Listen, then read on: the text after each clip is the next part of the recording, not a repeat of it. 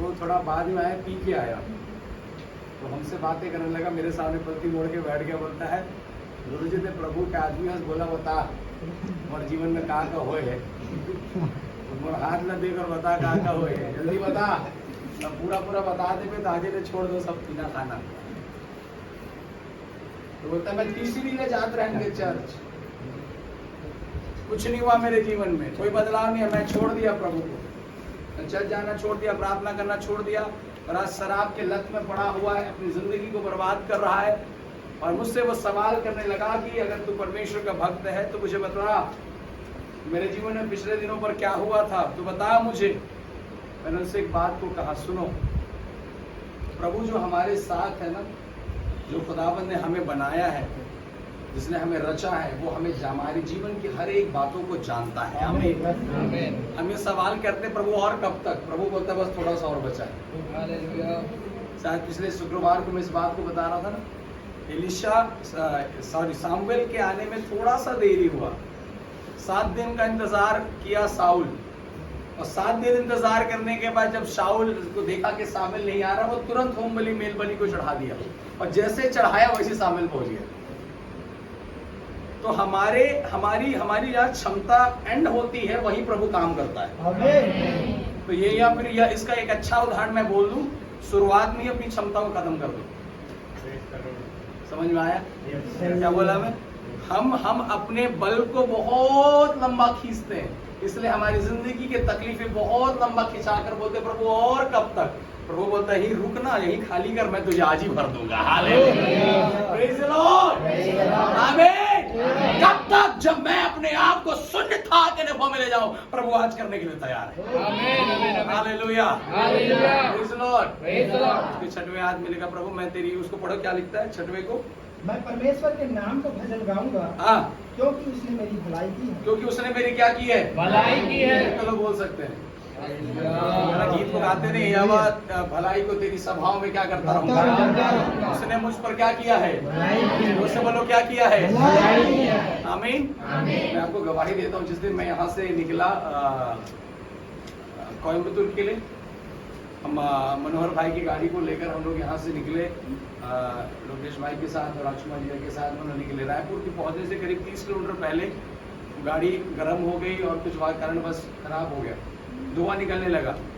और उस समय मेरे को 3 बजे तक, मेरी जो फ्लाइट थी वो 3:40 में थी, और एयरपोर्ट में 1 घंटे पहले आपको अप्रॉक्सिमेटली पहुंचना होता है। और जब मैं रायपुर हम लोग पहुंचने वाले थे, मुश्किल से 2:30 बज रहा था, हमारी गाड़ी का जहाँ खराब हुआ। अब हाईवे पे हम रुक चुके हैं, अब गाड़ी नहीं है, बस में जाऊँगा तो कम से कम 2 घंटा लगेगा, 1.5 घंटा तो लगना ही लगना है। मैं इनको बोला आप लोग धुआं मारते रहो, पानी डालते रहो, कुछ तो गाड़ी ठंडा हो जाए। और उसी दौरान मैंने एक भाई को हाथ रुकवाया, वो हाथ नहीं रोका। फिर एक दूसरे भाई को मैंने हाथ दिया, बाइक में लड़का दौड़ता आ रहा था, मैं बोला रोक भाई रोक रोक, वो गाड़ी रोक दिया। पता नहीं प्रभु के अनुग्रह से हाईवे में से कोई गाड़ी रोकता नहीं किसी की, उसने मेरे लिए गाड़ी रोक दिया। और जब गाड़ी रुका तो मैं बोला भाई हमारा गाड़ी खराब हो गया, धुआं दे रहा है, मेरे को एयरपोर्ट जाना है, फ्लाइट इतने बजे है, छूट जाएगा। बोला भैया मेरे को, मैं धमतरी जा रहा हूँ, मेरे को एयरपोर्ट नहीं पता कहाँ है। मैं बोला भाई तू पीछे बैठ, मैं तेरे गाड़ी का पेट्रोल वेट्रोल सब डला दूंगा, तो पीछे बैठ। बैग पकड़ के हमारा बैठ गया। हम गया ना, मुश्किल से 2:35 से 2:40 में मैंने वहां से बाइक स्टार्ट किया, फुल उसके सिटी डिलक्स गाड़ी था। गाड़ी में बैठा तो गाड़ी ऐसा लगे लूना बैठा हूँ, काफी दिनों बाद इतनी छोटी गाड़ी में बैठा मैं बिल्कुल। और पीछे बैठा गया, और मैं गाड़ी को जो दौड़ाया हूँ, पूरी कोशिश अन्न बल पूरी ताकत के साथ है ना, इधर उधर वो आदमी बढ़िया एकदम जम से पकड़ा मेरे को। और एयरपोर्ट के जैसे चेकिंग पोस्ट में हम लोग पहुंचे, जहाँ पर गाड़ी का नंबर चेकिंग होता है, वहीं पर पहुंचे, गाड़ी बंद हो गई। मैं बोला क्या करें, मतलब मुश्किल से और मान लीजिए 600 मीटर मुझे दौड़ के जाना है, और उस समय हो रहा था 3:15 या 20 मिनट कुछ हो रहा है। 3:40 में मेरा फ्लाइट है, ये तो कंफर्म था कि मुझे मिलने नहीं वाला फ्लाइट। फिर भी मैंने बोला भाई तू मेरे को बैग दे, मैंने 500 रुपये उसको पैसा दिया, रेट तो पेट्रोल डला लेना। मैं दौड़ एक तो पैर दर्द दे रहा था, घुटना दौड़ जैसे जैसे पहुंचा, अंदर घुसा, जैसे अंदर काउंटर में पहुंचा, चेकिंग जैसे बोर्डिंग हुआ, उसने बोला कि सर आपका फ्लाइट तो निकल गया है। क्या करें, फ्लाइट तो चला गया। मैं बोला प्लीज कर लीजिए, इमरजेंसी रिक्वेस्ट करता हूँ, कुछ तो कर दो, कुछ तो कर दो। नो सर चांस ही नहीं है, 10 मिनट 15 मिनट पहले हम रिसीव नहीं कर सकते, हम 1 घंटा 45 मिनट कम से कम पहले आपको इसलिए बुलाते हैं। तो बोला क्या बताऊँ, क्या दुविधा बताऊँ, अपने दुख की जीवन की बातें आपको, की गाड़ी खराब हो गया, हम तो निकले समय से थे। ऐसी बातें होने लगी। फिर अब जो टिकट हमारा हुआ था काफ़ी थोड़ा कॉस्टली होता क्योंकि एकदम समय से पहले हमने एकदम कम टाइम पे टिकट कराया था। और उसके बाद नेक्स्ट डे मुझे पहुंचना ही नहीं होगा क्योंकि शनिवार को हमारा मीटिंग है। अब क्या किया जाए प्रभु जी? अगर मैं उसी समय अगर नया टिकट करता और रोशनी क्योंकि मेरा फ्लाइट जो कैंसिल हो गया मतलब कैंसिल छूट गया तो मेरे को करना नया टिकट ही है। अब जो टिकट हुआ था वो 13,000 का हुआ था। अब टिकट करूंगा जो मैं टिकट देख रहा हूँ वो टिकट सीधा के सीधा जो मुझे ऑनलाइन दिखाने लगा वो 17,000 रुपये का टिकट है। क्या करें प्रभु जी, उतना पैसा तो है नहीं भी हाथ में। अब वो भी टिकट जो मेरा दिख रहा है वो रायपुर से जाएगा दिल्ली, दिल्ली से फिर लेकर जाएगा कोयम्बतूर, वो भी मेरे को कोयम्बतूर शनिवार को रात में 8 बजे पहुंचाएगा, मीटिंग खत्म, कोई चांस ही नहीं। 17,000 का टिकट लेके कोई मतलब नहीं है। प्रभु क्या करें? फिर बोला बहन कुछ तो करो, कुछ तो व्यवस्था करो आप। उसने बोला सर कुछ देखा। बोला सर अभी 6:30 बजे एक फ्लाइट है जो आपको बैंगलोर लेकर जाएगा, 6:30 बजे 9:30 बजे आपको बैंगलोर पहुंचाएगा और सुबह 6 बजे आपको बैंगलोर से एक फ्लाइट है जो आपको 7 बजे कोयम्बतूर पहुंचा देगा। मैं बोला तो बहुत अच्छी बात है। लेकिन जब मैं फेयर को चेक किया तो फेयर राइट नाउ मुझे दिखा रहा था 15,000 रुपये। तो दूसरी फ्लाइट की 17,000 था, इसका 15। मैं बोला प्रभु ना 17 है ना 15 है, जाना तो कैंसिल, क्या किया जाए? उसके बाद उसने तुरंत बोला सर 1 घंटे बाद आप टिकट करिएगा, मात्र 2500 रुपए में परमेश्वर ने मुझे कोयम्बतूर पहुंचा दिया। Hallelujah, praise the Lord. तो ये यहोवा की भलाई है, इसे हम देखते हैं, है ना।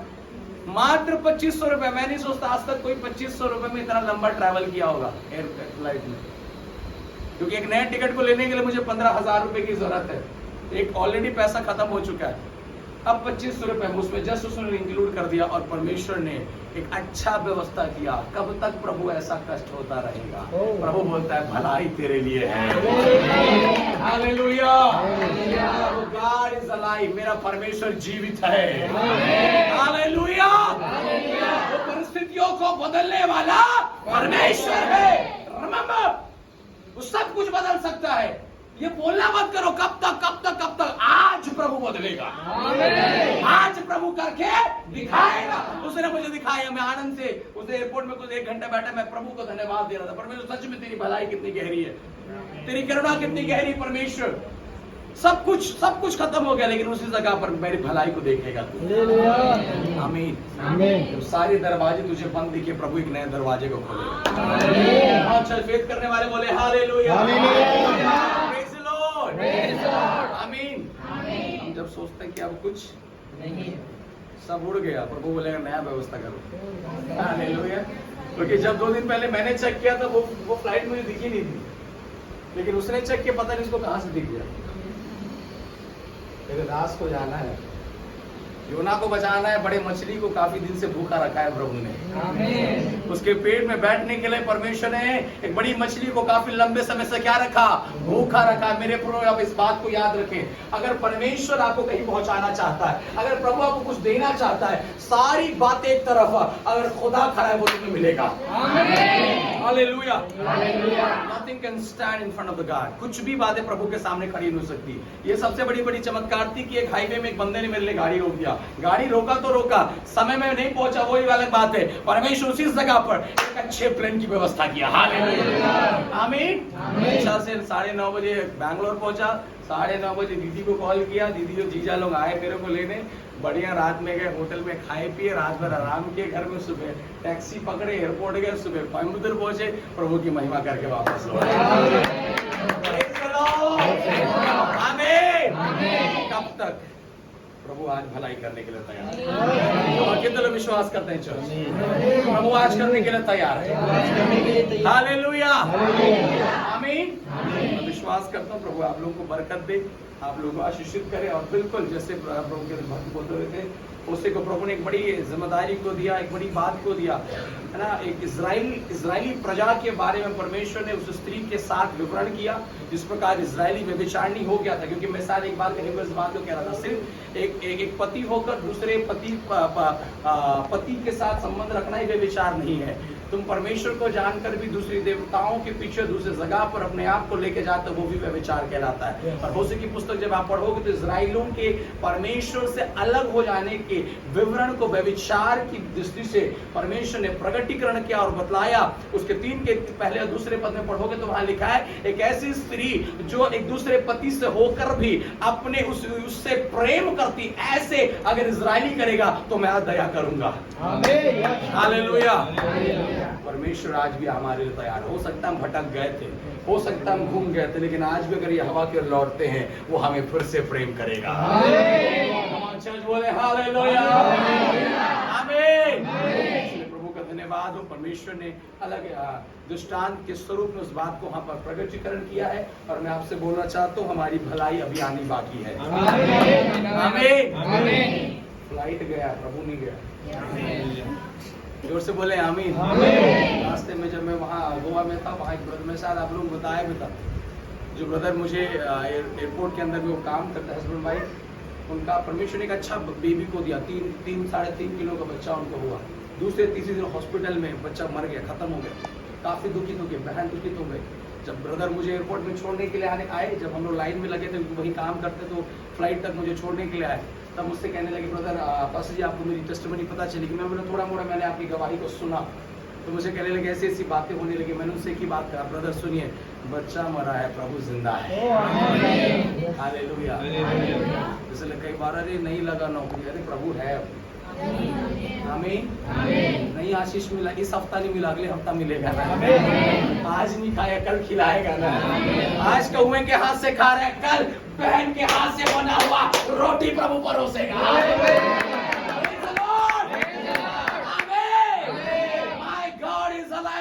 ब्लेसिंग, आमीन। उसकी भलाइयों को देखने के लिए आज आप तैयार हो, वो जिंदा है। वो भलाइयों को देने के लिए क्या है?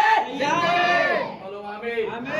हालेलुया। मैं विश्वास करता हूँ हम उसकी भलाई को देखेंगे।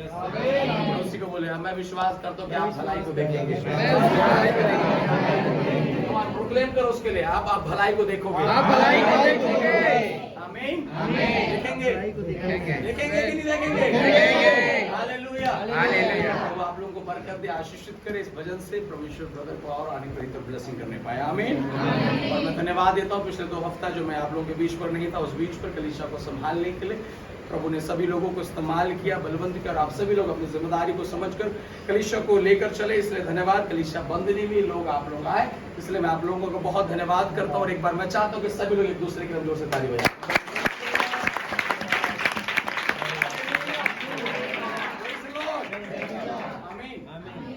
कहना है गाड़ी रुकनी नहीं चाहिए, धीरे धीरे चले लेकिन चलता रहे। आमीन। परमेश्वर आप सभी को आशीष करे। और इससे मैं चाहूंगा कि आज जो पहली बार हमारे बीच पर है